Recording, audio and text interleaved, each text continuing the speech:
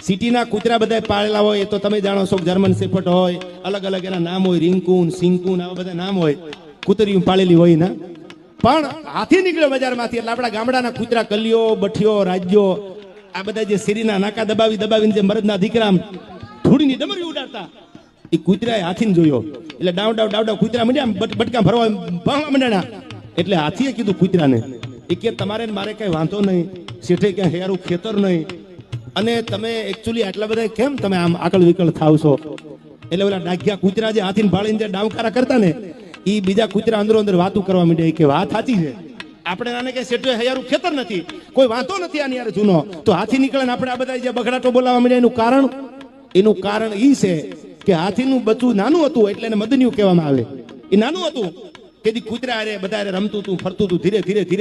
ધીરે જે બ્લડના ગુણ હોય એ પ્રમાણે હાઈટ વધે, એમ ધીરે ધીરે એની